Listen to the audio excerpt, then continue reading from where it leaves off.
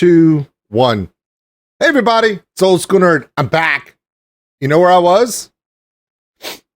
You do? Great. Where was I? Because I don't know. It was a complete blur. I don't know what was going on. No, I'm kidding. I was in Vegas, baby, and just want to give everyone a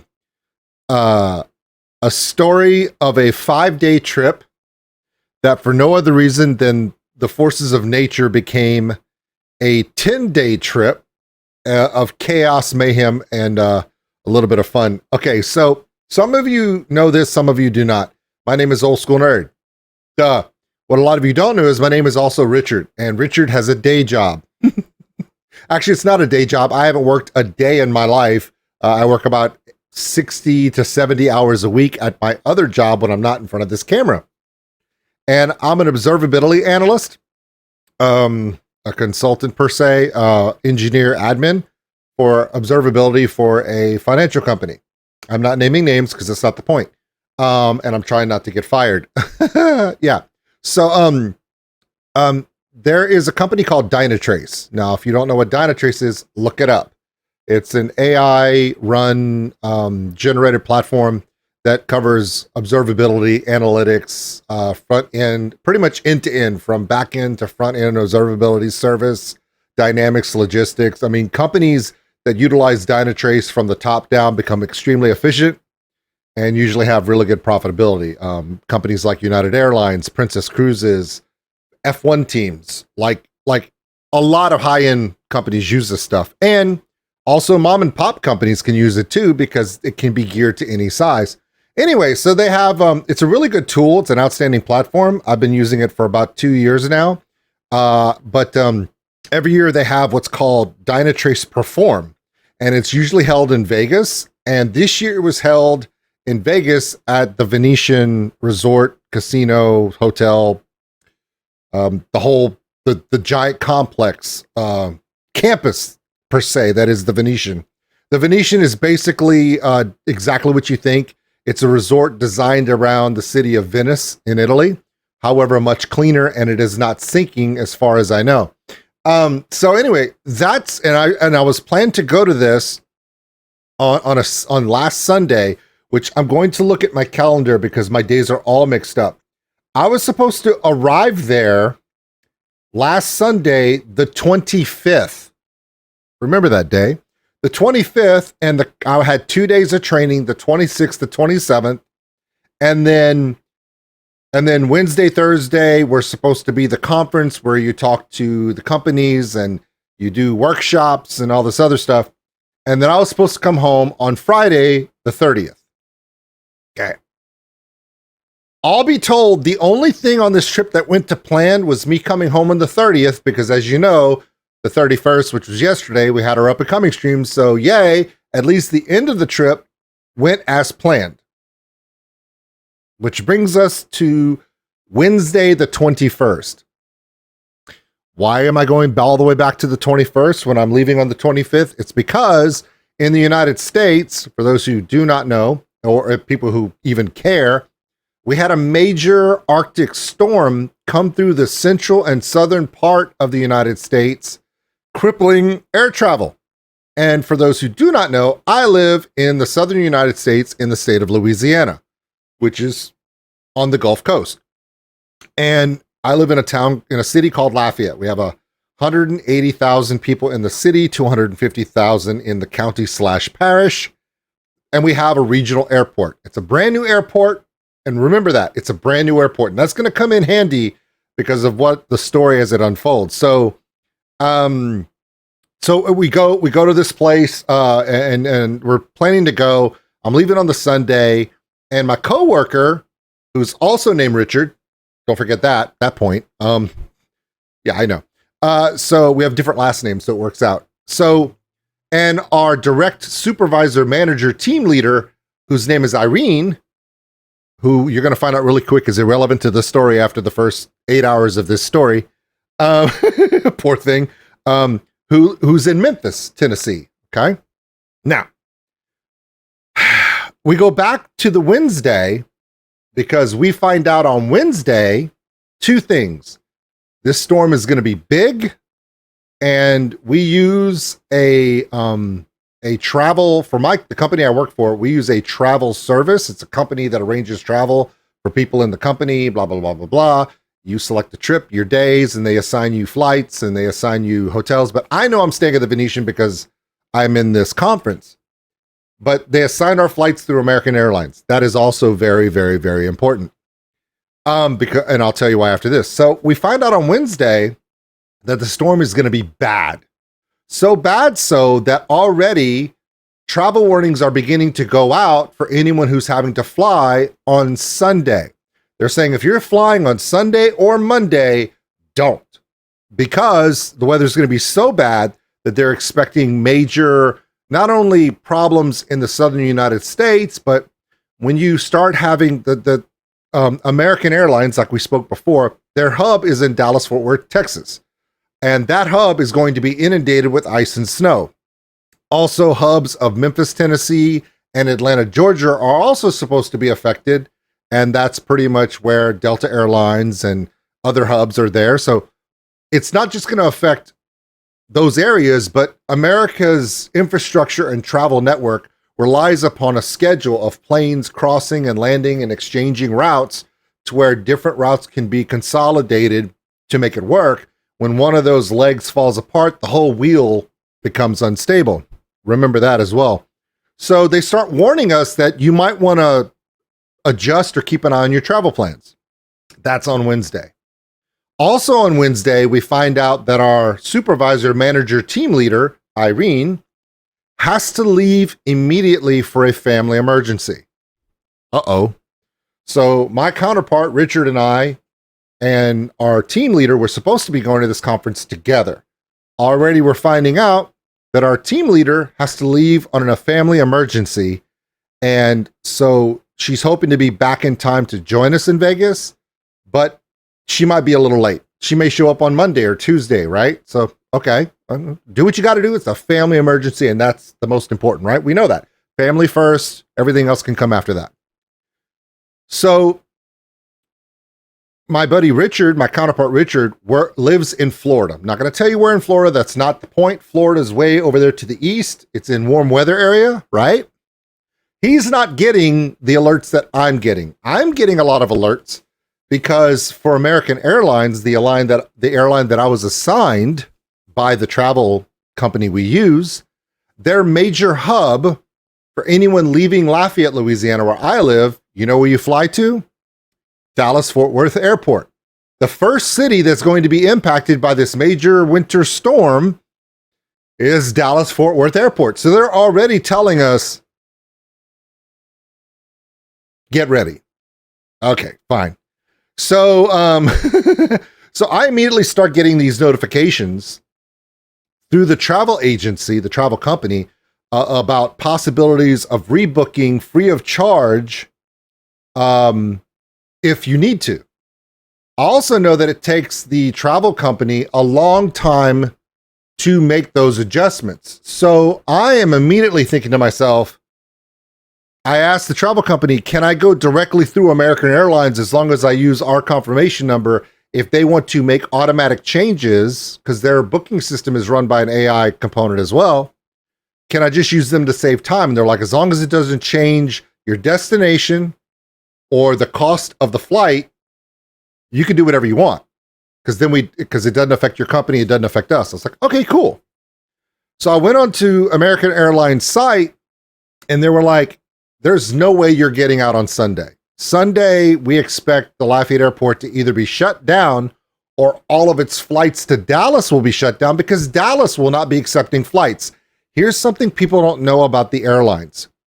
The American travel network in the airport network, the domestic airport network in the United States, has regional airports, which are smaller, that feed into these big hub terminals like Dallas-Fort Worth. The problem with that is if Dallas-Fort Worth is expecting freezing rain and snow and all these other things, the Dallas-Fort Worth airport can operate in winter weather conditions, just like any major airport. But to keep things safe, it takes longer to make sure the runways are ice-free, to de-ice planes. So that takes time, and time causes delays, and delays cause cancellations, which means they can't handle as many planes. So they start to delay or cancel flights based upon priority. Of course, your long haul, big airplanes coming from other international airports, the big Airbus, the giant Airbus 380s or 787s or 777s, 747s, the big airlines coming in, heavy long haul aircraft will have a priority, right? And then going down the line based upon the airport and how many people they're moving, that's the next priority.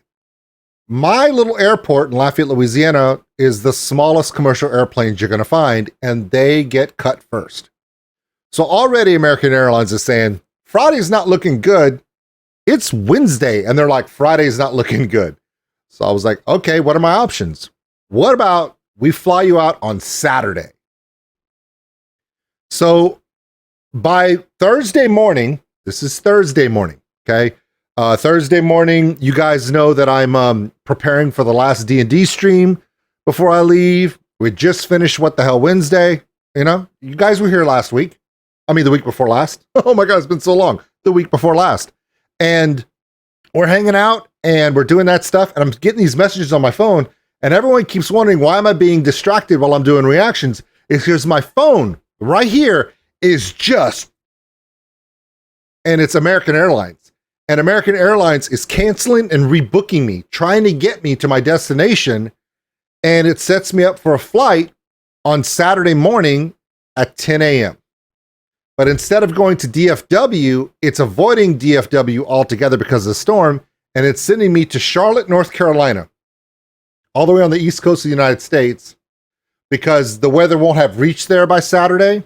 So they expect me to fly from Lafayette to Charlotte, North Carolina. If you need to bust out your maps to look where I'm talking about, that's fine. So they want me to fly from Lafayette to Charlotte, North Carolina to get there. Fair, no problem. Okay. So I get on an airplane. You know what? Let's do this. I've got an idea.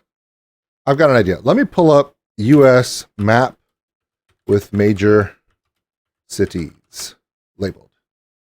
Okay, I'm gonna do this for you. Let me find a kind of a nice map that'll. Is this? Got one. I got one. Okay, this is gonna work. Okay, let me do this. I'm gonna help you guys out. I'm gonna make this so much easier because for a little bit I was like, you know what? I'm asking them to accept the fact of something that they can't quantify, especially those of you who do not live in the United States. That's not really fair. So let me move this right here. Okay, I'm gonna cut this in. Okay, I'm gonna cut this down. Okay, all the way to here. I'm gonna cut this here. And I'm gonna cut this here. Okay, this is the interior of the United States. Okay, yeah. See, I'm trying to help you guys out. All right, ignore Alaska. I'm not going to Alaska. Okay, I live basically just above this E right here, okay? In this little area of the Louisiana right here. Here's Houston, here's Dallas-Fort Worth, okay? I'm trying to get to here, Las Vegas, all the way to the western corner of the United States. In fact, I'm going to put a dot where I want to go, okay? I'm going to try to put a dot. Let's see here. I'm going to try to... I don't think it'll let me. Okay, so on the bottom of the map where you see New Orleans, where it says Louisiana, right there next to Texas, where between the words Baton Rouge and New Orleans is where I live, okay? Now, originally it wanted me to go to Texas, in North Texas, where it says Fort Worth, Dallas. Fort Worth, Dallas in the top of Texas right there, that's where DFW is, that's where the Cowboys play, that's where I'm trying to go all the way out here to this side of the map right there to Las Vegas, Nevada, all the way. So I'm trying to go west. So now it has booked me to go east, okay? If you look all the way on the other side of the map, you'll see where it says South Carolina, just over by Georgia on the East Coast. And if you go up, there's a town called Charlotte. Yep. So it wants me to go all the way to the east. Fair. Okay. Fair. Makes sense. Okay. Because it wants me to go east to go around the storm that's coming in. Fair. Keep in mind, this is Thursday. So it's going to go from Lafayette to Charlotte, Charlotte to Vegas. Whatever. I'm there a day early. I let my team leader know. She's like, it's no problem. We expected that. Find a hotel. You're good. Contact the travel agency. They put me in the MGM Signature Towers on down the strip from the where I want to stay. Fine, whatever. I'm being flexible. It's cool. But I've also let all of you know by then that I have no chance of doing an up and coming stream. So I say, you know what I'm going to do? I'm going to do the up and coming stream on Friday and we'll be okay. You know, I was trying to come up with ways to figure it out. That's Thursday. The weather changed abruptly. Thursday night into Friday. And this is where everything goes sideways. So Friday morning at 4 o'clock, 4:30 in the morning, my time, I wake up to the sound of my phone trying to jump off my nightstand next to me. And I'm thinking it's a work problem or one of my kids is having an emergency, something like that, you know? So if it's one buzz, fine. If it's just trying to jump and dance off it's just nonstop. I pick up my phone and I see this. Blah, blah, blah, blah, blah, blah. Blah, blah, blah, blah. I mean, it's just, and it is literally at 1:30. It says my flight has been canceled, been rebooked on another flight for 11:24. Okay. An hour later, that's been canceled, rebooked, canceled, rebooked, canceled, rebooked. So by the time I wake myself up at 4:30 in the morning, I see that my flight has been canceled out of Lafayette on Saturday. All 3 flights have been canceled. And the last message I get at 4:30 is, all flights on the day of your travel have been canceled. Please contact AA.com, AmericanAirlines.com, to rebook your trip. I am immediately awake and panicking. All right. Excuse me. So I pick up the phone, I go to the site, click the button, go to the link, and it says free options at no charge to me to rebook to still get me to my destination. And it shows me the only flight available is Friday. It's 4:30 Friday morning. Not Sunday, not Saturday. The day of that I'm waking up, it says flight now available, Lafayette to Vegas, 10:30 in the morning. So it's 4:30 in the morning. And I'm like, this is crazy, but I got to do it, right? If I intend to get there, I need to go. But to do that would require me to bill an extra 2 days. Now, instead of 1 day, it's an extra 2 days of hotels, meals, and expenses in Vegas, which is an extremely expensive place to be if you've ever been there. Or I don't go at all. Now, here's the thing. Remember I told you that my supervisor team leader went away for a family emergency? She went away to Africa. She lives in Memphis, Tennessee, which is dead center in the map on the west coast of Tennessee, if you look on the map. And her family, and she was born in Kenya, Africa. So she had to fly home to Africa. So she's literally on the other side of the planet, which at 4:30 in the morning, my time, was 5 o'clock in the afternoon, her time. She was online. I got lucky. I explained to her quickly on text what was going on, but I needed her permission to go this early because it added a whole 2 days of expenses.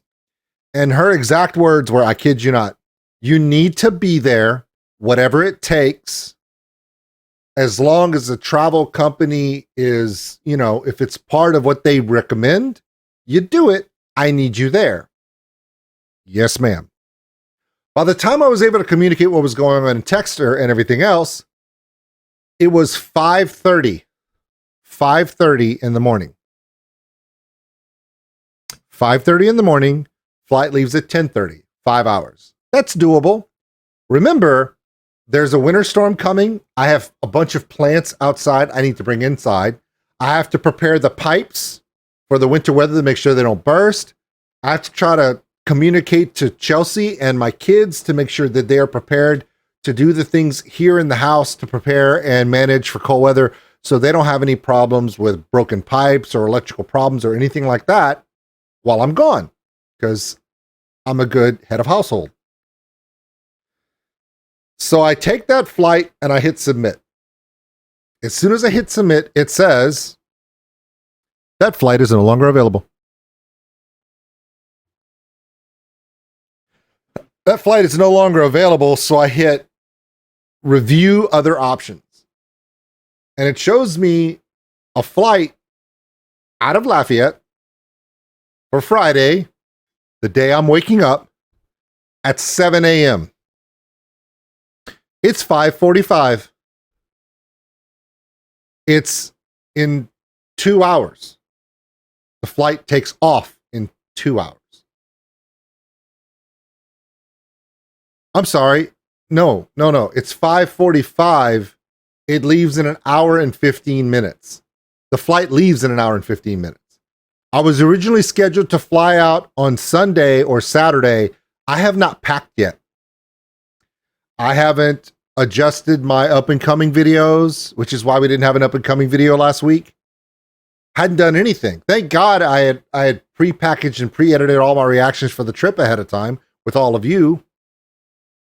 And I looked at the next flight. I'm thinking, okay, what am I? There's got to be other options. There were other options, but all after the storm. I either leave in an hour and 15 minutes, or I don't go until later in the week, which is not, I can't. I have to be there before it starts. So I hit submit, and I look over at Chelsea, who's asleep, and I push Chewy out of the way because he always sleeps between us. And I look at her and I say, I can't explain what's going on. I'll explain it as we do it. I leave on an airplane in an hour and 5 minutes. We got to go right now. Now, I talk about how amazing my wife is all the time. She's my best friend. She's the most creative person I know. She manages my calendar. She manages me. She keeps me grounded. She's the person that I could go anywhere with and know I'm gonna have a good time, because we're that close. Like we make each other better people, and we enjoy we're each other's best friend. At least I think so. But without missing a beat, she goes, get in the shower. I got this. So I jump in the shower. I wash myself. I jump out of the shower, brush my teeth, deodorant, powder, wipe dry, get all this stuff going, pack all my toiletries in the go bag, make sure I have all my medications, go bag, and I step out of the bathroom in 15 minutes. In that 15 minutes, she has gotten the bag out, packed 3 pairs of pants, 7 pairs of underwear, 7 pairs of socks, a hoodie, my fleece, all the work polos that I like to wear, a shirt for a restaurant, some t-shirts, some shorts to wear around, my flip-flops, and an extra swap out pair of shoes just in case these shoes get wet or damaged or ruined before I'm out of the shower. Done. And she goes, put your ditty bag here. I'm packing your CPAP. And she says, go make sure of anything you need to make sure of in the house. So she's packing my CPAP machine, which I have to wear to sleep. She puts that in the bag. She closes the bag. It's done. While she's doing that, I wake up Amy, and I just want to make sure everyone knows that both Amy and my daughter Caroline are also superheroes, because being young women, you know, Amy's 22 years old, Caroline is 16, to go from 0 to, hey, wake up. I need to give you guys a list of things you guys got to be watching for so we don't have problems in this winter storm, because normally I'm here to do that. With no prep, no nothing. I go through everything. Amy's making records. She's doing all this other stuff. And I can't turn the camera around, but I can tell you right now, in the media room on the other side of this camera is every tropical plant that was outside. They've been here all week underneath plant lights. So they're all in here. She moved them on in here herself. I didn't have time to do it. She did it. That was after I left.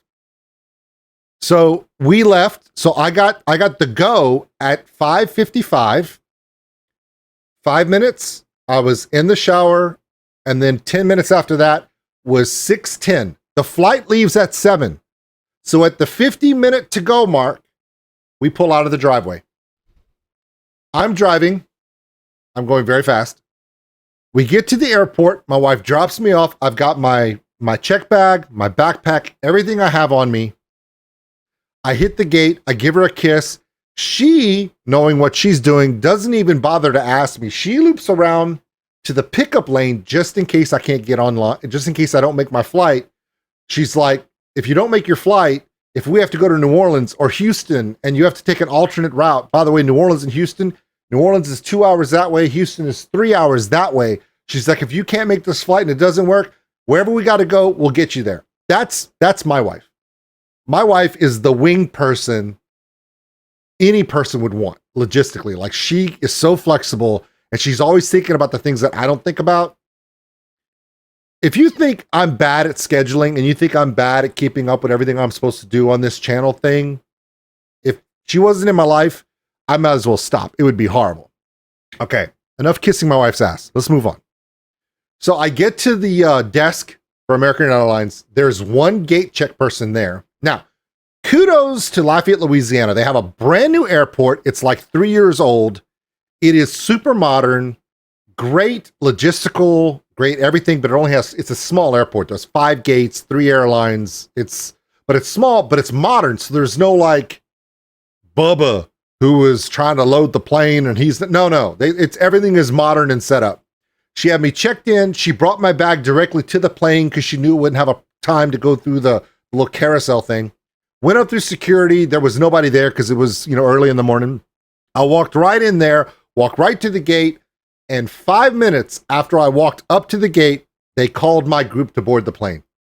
And I was on the plane. And for those of you who follow my Instagram, you will see that message from Friday where I'm just like this because I am losing my mind. We've been speaking now for 33 minutes and I'm just leaving the house. This is going to be a long video, but it's going to be great, I promise. So I fly to Charlotte, North Carolina, which on the map, if you look at the map where it says Louisiana at the bottom, in the middle, it says Baton Rouge, New Orleans. I fly from there up and to the right to North Carolina to the town of Charlotte, which is where it says North Carolina over there. Just look down and to the left, Charlotte. So I'm there. So in the air, I have no internet, right? Because, do you realize that to this point, I selected submit and I took the flight and got on this flight knowing I was going to Vegas, but I have no idea when I'm getting to Vegas and where else I'm going. So I look at my tickets. I land in Charlotte and I have a 4-hour layover in Charlotte where I'm making the video on my Instagram about the Lego store, right? And the Coach bag place and that stuff. I make that video in Charlotte and I look at my ticket and I realize I'm not going to Vegas. No, there's a reason why I left the top of this map open. If you look all the way in the upper right-hand corner of that map right there, you will see New York, New York. Just to the left of that in Pennsylvania, you see a city called Philadelphia, Philly, home of the Philadelphia Eagles and the Philadelphia Phillies and Philadelphia. It's way up there. I'm going there. Again, not going west. That is not in the direction of Las Vegas, but that's where I'm going next. I get on a plane. I fly 2 hours to Philadelphia, and I'm in Philadelphia for another 4 hours.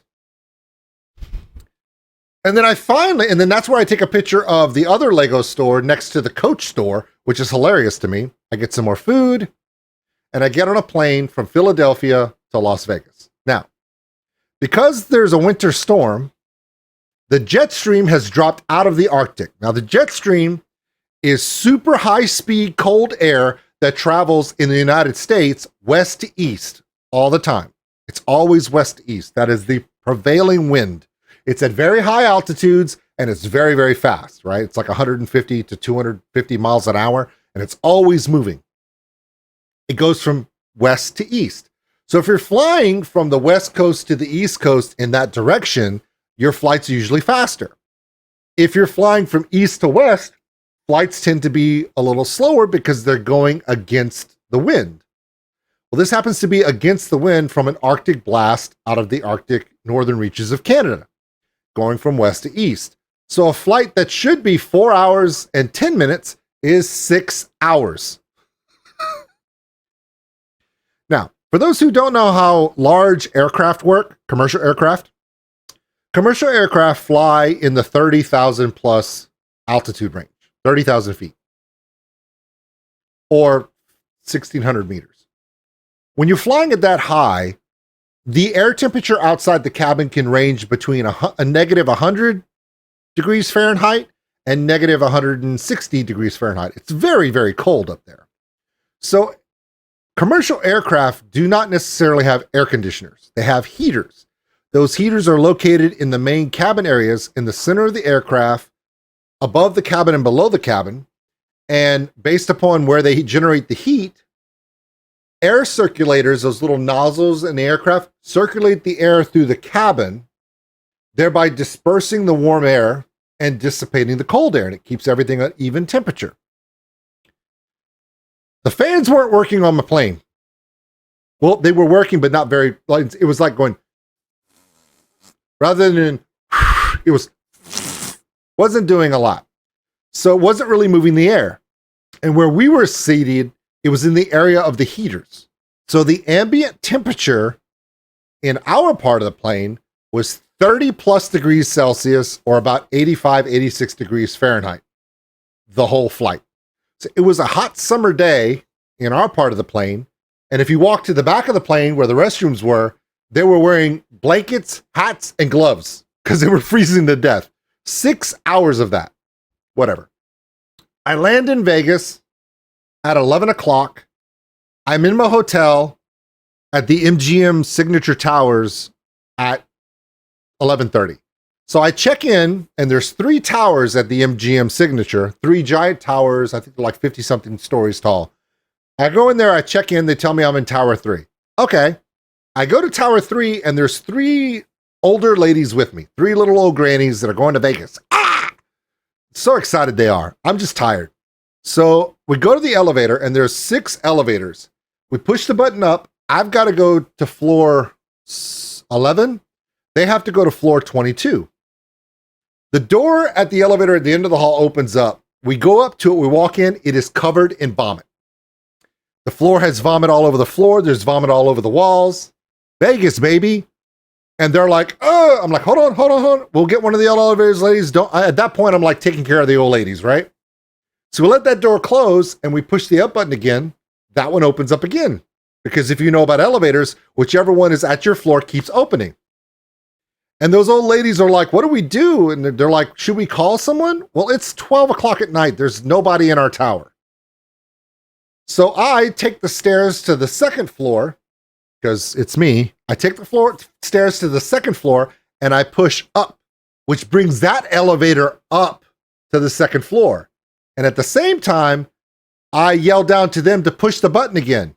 And they push up, so one of the other elevators comes down. So I trick the elevator. We get in the elevator. We get up there. We get checked in. Check out my Instagram. It's got the video of my MGM suite at the MGM Signature. It's a cool room, whatever. So I'm there a day and a half.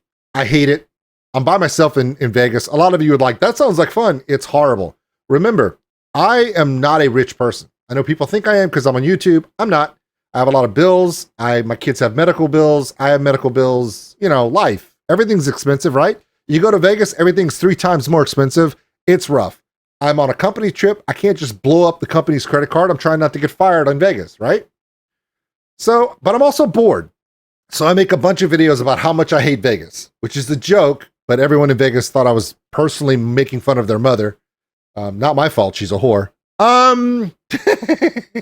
Sorry. Vegas is actually quite fun. So, that Saturday night, the next night, my buddy Richard, the other Richard, shows up. So I pick him up at the airport, and we go there. He's also at the towers at MGM because apparently it's the cheapest hotel you can get on the Strip when you aren't at your regular hotel. So we spend the night there that night, and we wind up going. To the Venetian on Sunday. So our regular check-in at the Venetian is on Sunday. So now that we're talking about that, let's go to that. Thanks for watching, everybody. And if you enjoyed this, no, I don't want to hear about thanks for watching. Okay, so we go to the Venetian. Now, if you've never been to the Venetian in Vegas, it is a literal community neighborhood thing. It's got the Sphere that everyone's heard about. I've got pictures of the Sphere on my Instagram. That right there, that is my room. The room with the platform down, that's the room I wound up getting. There is a canal that runs through the whole hotel. And the Venetian can best be described as a multi-leveled community, more than it is a hotel or casino. So where you see the canal, that's on the second floor, by the way. Yeah, okay. So on the bottom floor, if you look at my Instagram, I have videos about this, and I'll be showing some more videos later. When you go there, they have, okay, this is actually my room, and I'm not kidding. My room is exactly like this. It was a bi-level. The Sphere was outside my window. I have videos of that. That was kind of cool. Shin Lim is there. Didn't see Shin Lim. Ashley Simpson, I do not care. I'm going to try to check out, let's see. Okay. Hotel. Okay, the Venetian, it really, okay. So it really does look like this. It really looks like this. It is crazy. It is crazy elaborate. I have videos on my Instagram showing all that stuff. I'm going to be posting some photo dumps on my Patreon. Please check them out for the behind the scenes pictures that I have. But there's all these, okay, the resort. Okay. The resort part of this is kind of bananas, okay? They have all this food, all these restaurants, all this entertainment, and they do have the casino, but I do want to show something that people may not know about. Okay, here we go. The Grand Canal Shops at the Venetian. So it's like a giant mall, okay? And in this mall, it's weird, okay? So when you go to the Venetian, number one, you're overwhelmed by the fact that you look like you walked into the Vatican, or, you know, Michelangelo's castle. And it's just, it's so ornate, it's overwhelming. But then you walk through a casino. If you've ever been to a Vegas casino, it is a free smoke area. So I'm not a smoker. I'm allergic to smoke. So walking through the casino made me immediately sinus, whatever. Didn't like that. But you don't have to. From anywhere in the Venetian, you can get to anywhere else on the second floor. So if you want to avoid the casino, you can by going to the second floor. On the second floor, the convention center and the front and the back and the Sphere and all these places are actually connected by a series of these walkways. And it's around this canal, which literally is a canal with these gondolas that go through the whole area. And this is St. Mark's Square. There's the gelato place right there. And what's really cool is at night, these street lamps light up. During the day, the sky is brighter. Like, let me put it like this. The other Richard and I, after Monday, did not leave the hotel. We did not even have to go outside once because everything you want is in here. All the food is incredible. It can be a little bit on the expensive side if you're not used to it. Like if you live in Los Angeles, or you live in New York, or you live in Seattle, or you live in San Diego or DC or someplace, the food is about normal. But if you're from South Louisiana, the cost of living is lower. So the food prices to us are double what they would be back home. And it's like overwhelming. But there is a food court with a Popeyes and a Chipotle and what's the Panda restaurant? The Chinese food. Something Panda. It's got everything, right? So you can go get cheap food if you want. Yeah, Panda Express. Thank you, Chelsea. Appreciate you, babe. So I'm live on Twitch. So they have all this other stuff. Now, I do want to get into a couple things that I really, really, really enjoyed. There were two places that kept the other Richard and I from going crazy when we weren't in the Perform conference. Now, before I go any further, let me also say this. Dynatrace is a very, very large company. And when they put on their Perform conference every year, they go all out. They go super huge. The technology is through the roof. AI on everything because that's what they do. They feed us during the day. The training is immersive. Special guests, the chats, the breakout sessions, the workshops. From a technical standpoint, it was nerd paradise. If you're a technology nerd and you were there and you were in the industry, it had everything you wanted. Awesome, right? But when you're not doing that, you're in a building that is an inside, very, very clean Venetian resort. After a while, you can get bored. Richard Armstrong is the name of the other Richard. And I discovered something inside the Venetian that kept us busy all week. There was 2 locations. The first one I'm going to talk about is the Panic Room Escape Experience. Yes, there are escape rooms. There's a whole escape room place in the Venetian. And it was probably the cheapest experience of anything to do. It was like $40 a person on the first one. And then if you rebook, you get half off. I was like, what? So it was so cheap compared to everything else. Oh, you also get to bring so there's a bar and a lounge. You sit down and they have all these drinks, and there's the bar right there where you check in and everything.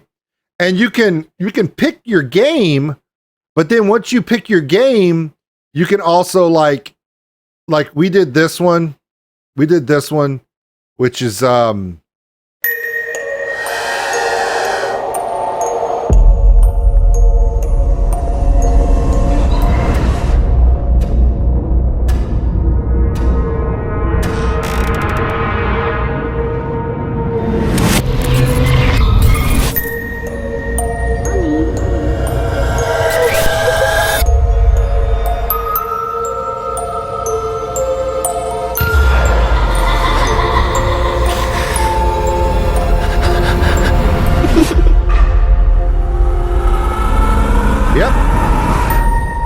okay.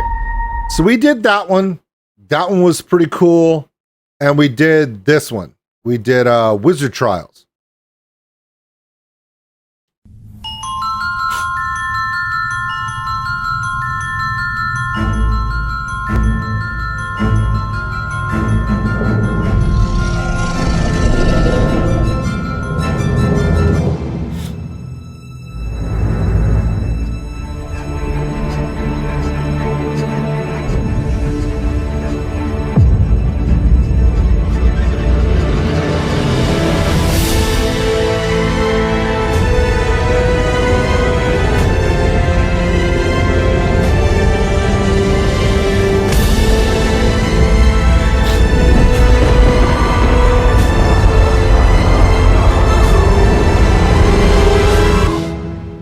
All right. So I can tell you right now that both of those trailers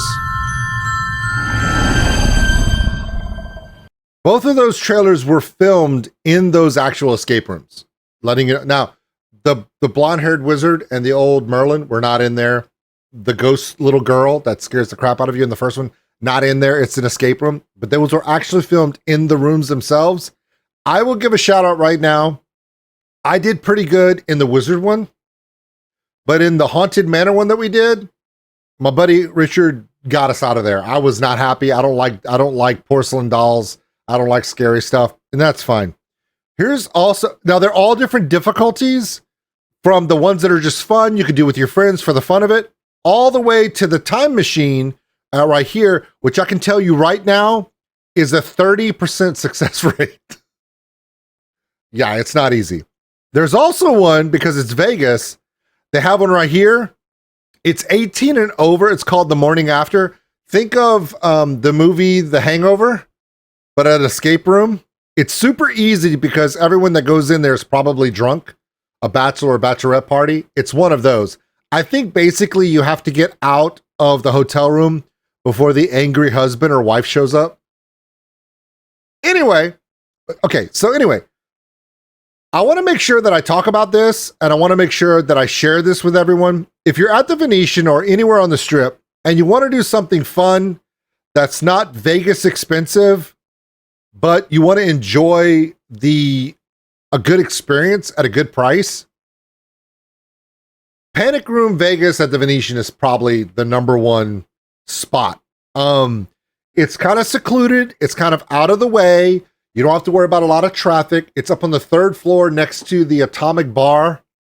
And no kidding, this is exactly what it looks like on the inside. Like literally this is, okay, granted, there's not going to be a zombie outside and there's not going to be a wizard sitting out there, but this is exactly what it looks like. I think this is just a 3D image in there. There's the rooms right there.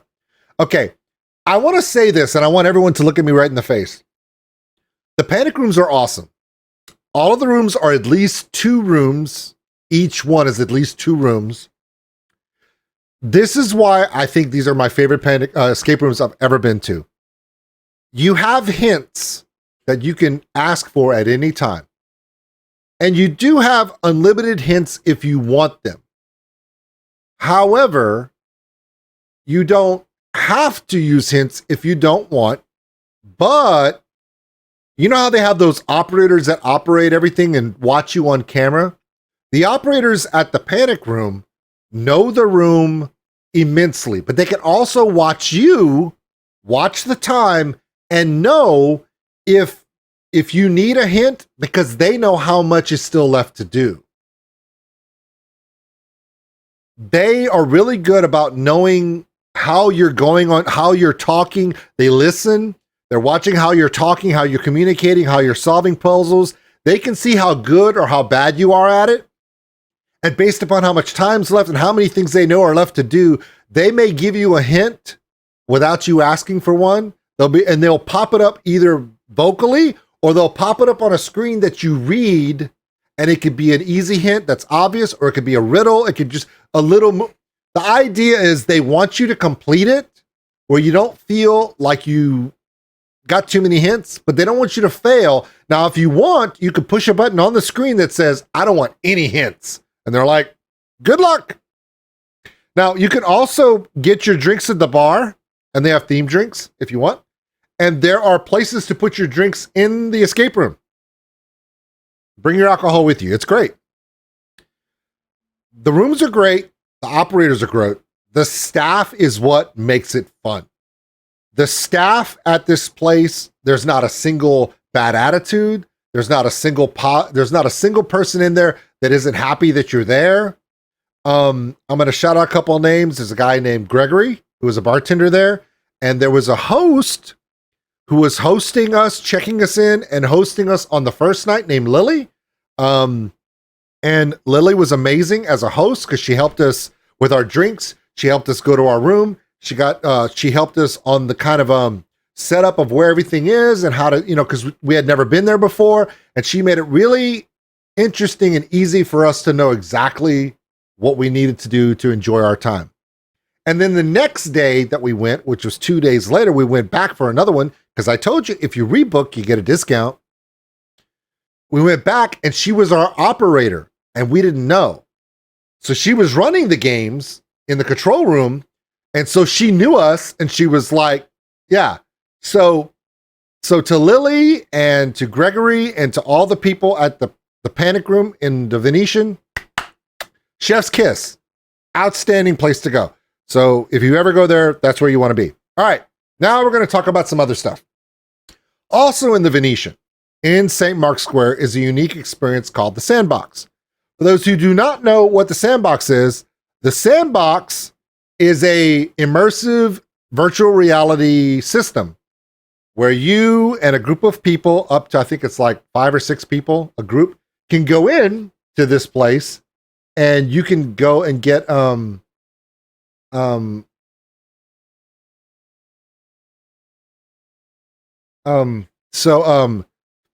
my kid was texting me.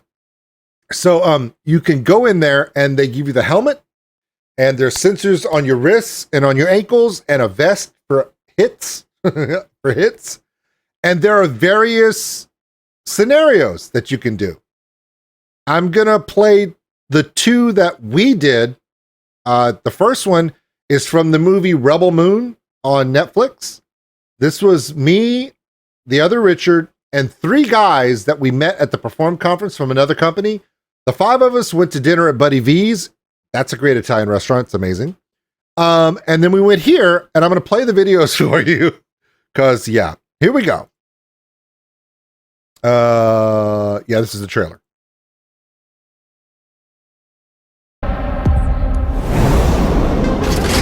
Did he say that if we step off, we die? Yeah, that's me. I think so. Hit him hard! Sorry! Brakes offline. Damn it! Hang on! Brakes offline. Stand by. Hang on! The exhaust vent! Dodge! Ooh, that's the other side! Yeah, they died. Ambush! Attack! Lay down suppressive fire! Yeah, I'm in the front of the screen. I'm the guy in all black. That's me right there. Yeah, I was a hot chick. Watch it! Assist! Don't hurt them! Hurt them! It's Cannon! firing! Look out!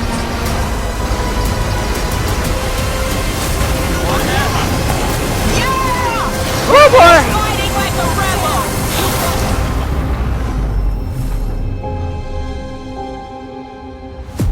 Okay, now, as we're doing this, you notice that they actually, if you go and do this, you get videos of your performance. You get to see the video of you playing. So it's not just that you get to go do it and then that's it. You can go download your videos and enjoy them. That's nothing. Here we go. Ambush! They're everywhere! Yeah, I'm in the front right there.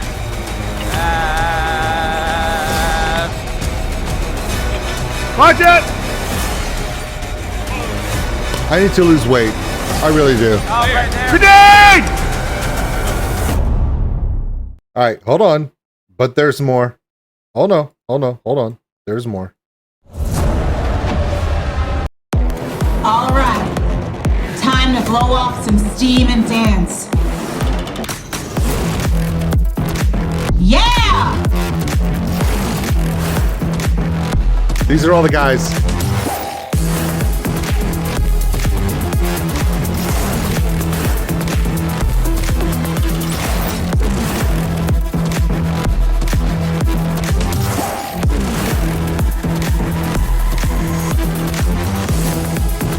Shake it out! Woo!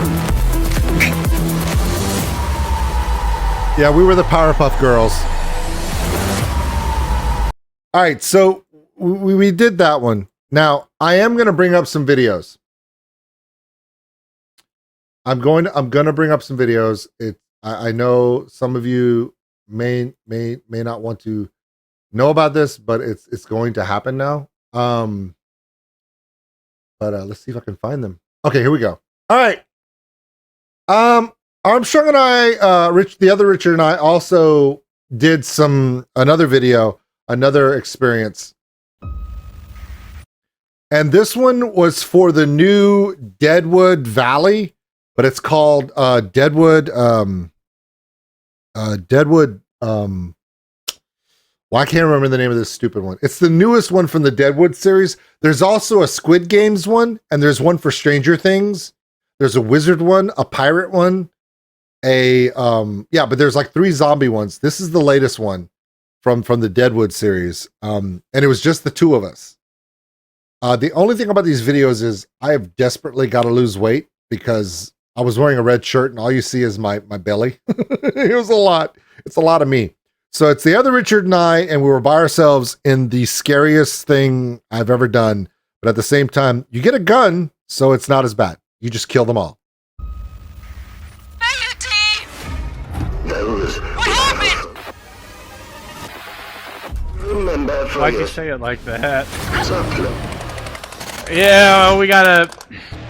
There's more! Beta team! What the hell is happening? Oops, sorry. Infected! See each other's eyes! They're coming in from above! Infected with their mind! Hang on! Acid! Get back! Oh shit! Welcome to Phobia. Okay, so it's Deadwood Phobia. That's the name of it. So we did that, and then there's this one.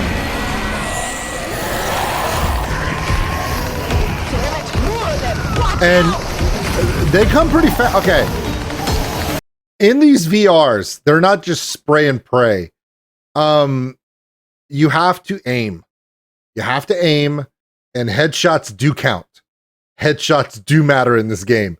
They are on you so fast, and they come from every direction. It's crazy cool.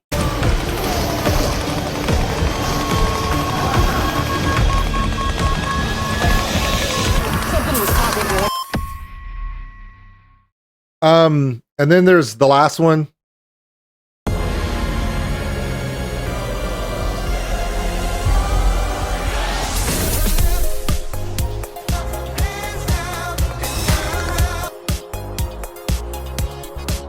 We did a dance party. Yeah, so I was the MVP. My accuracy was C, but I killed 140.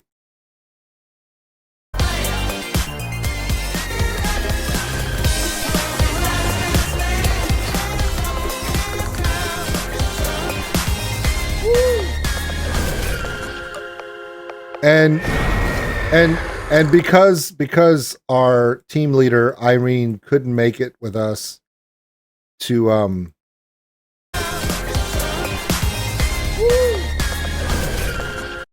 because Irene couldn't make it with us and she was still stuck in Africa on a family emergency and couldn't make it back, we called ourselves Irene's Boys because we love her. All right, so SANDBOX VR. That's pretty cool. It's actually a really interesting place. They're all over the country, around the world. They're in all different countries and stuff. There's one in Houston, close to me. But if you're in Vegas, it's in the Venetian. There's Deadwood Phobia. We did that one. There's we didn't do Squid Games. We didn't do Stranger Things. We did this one right here. I heard that Valley's pretty crazy. There's this one, which is D&D based. This one is robots. This is the original Mansion one. This is Davy Jones. It's kind of like a Sea of Thieves, but it's pirates. Yeah, so there's different experiences. It's pretty cool. So yeah, we did that. So that's what kept us from losing our minds in this place. Now, so it was a crazy week. I wasn't used to the dry air. Had to stay hydrated. The Venetian is an incredible hotel. If you like to go someplace that caters to everything you need and you don't need to leave, I do enjoy the Venetian. I think it's a great theme. I do enjoy how you can go up to the Venetian shop area with the canal, and you don't even have to go to the casino area if you don't want to. The sphere is there. It's the sphere at the Venetian. Like when you see the giant sphere, the immersive sphere theater, that's on the Venetian grounds. It's on the strip across the street from the Treasure Island and what used to be the Mirage. The Mirage Hotel used to have the volcano in the front and had Siegfried and Roy and the tigers and everything. That's no longer there. They're building the Hard Rock Casino. They have the base, the body of the guitar made. They still have to make the neck of the guitar. It's going to be hundreds of feet tall. It's going to be crazy looking. But yeah, so I'm a person that doesn't necessarily like Vegas. I don't gamble. I don't drink. I don't party.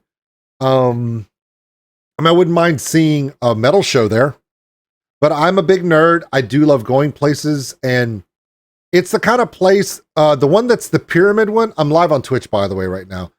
People are asking me questions. The one that's the pyramid is called the Luxor, It's all the way down at the other end of the strip. So if you look at the strip and you're looking at the strip, at the very end of the strip, on the very bottom end is the stadium where the Las Vegas Raiders and the Las Vegas Raiders and where they have WrestleMania. Yeah, at the Allegiant Stadium, that's at the very end.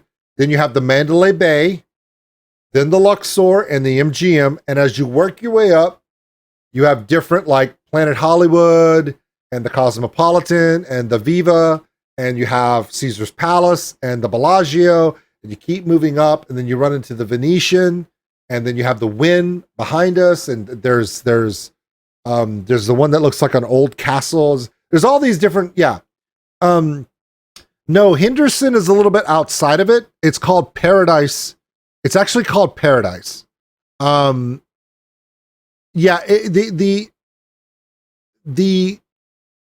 if you look at Google Maps, they've really done a good job for Google Maps where you can really get down to detail, zoom in really close for detail on Google Maps there.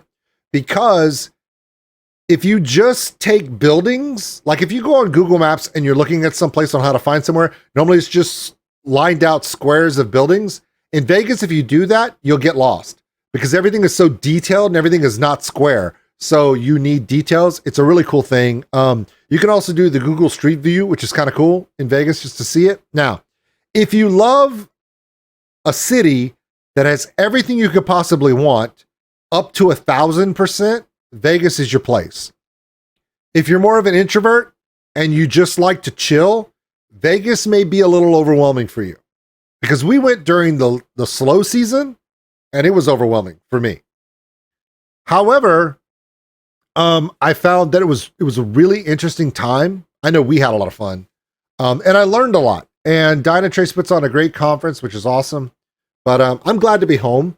I think the 7 days that I was gone is actually the longest time Chelsea and I have spent apart since we've been married. And I know that when I landed back in Lafayette, I wanted to see my kids, I wanted to see my dog, and I wanted to just grab a hold of that woman and not let go. And that's how I feel about it. Now, if you go to Vegas, do not go by yourself. It is not a city to go by yourself. It is without someone to go, oh my God, do you see that? And someone to share the experience with, it can be a little numbing. It's that overwhelming. Also, you need to be able to know how to remember things. So like if you're going through the Venetian, if you don't remember where if you just walk and not pay attention where you're at, you can get lost. It's not a circle. It's not a straight line. It is it's a spaghetti bowl of hallways and stuff. Luckily for me, Chelsea will tell you, people that know me will tell you, I'm really good that once I've been through some place, I always remember how to get out. So it's weird like that. So anyway, that was my trip to Vegas. I wound up being there way too long. But while I was there, I had a good time. And but I'm home now. We're back to it. Obviously, you see me here in this room, which means I'm back to normal, whatever that means. But will I go back to Vegas? Well, if the opportunity comes to go back again next year for the Dynatrace conference for Perform 2027, I would be honored to go. It will be in the Venetian again. I would definitely do it if I got the opportunity to do so. Would I like for Chelsea to come with me? If she bought her own airplane ticket, I might sneak her in my room, Vegas style. I think she would enjoy it. She loves architecture. She loves Italy, so she probably would like this. Yeah. So if you're ever thinking about going to Vegas where you want to enjoy Vegas, but if you need to kind of have some quiet time, the Venetian's great for that. It can be glitz and glam and energy. It does have those spots, but in this spot here, you can sit here in the Venetian Canal area, and the only thing you hear is the sound of the water and the sound of gondola oarsmen singing. It's pretty cool. All right, everybody, I'm home. Welcome back, and yeah, we'll see you probably tomorrow. Bye. Thanks for watching, everybody. And if you enjoyed this video, give us a like. It really helps the channel grow. Also, if you want to subscribe, right over there. A big thank you to all my Patreons out there for everything you do, and if you want more content like this, check them out above. Remember, love one another, take care of each other. We're all stuck on this mud ball together. We'll see you later.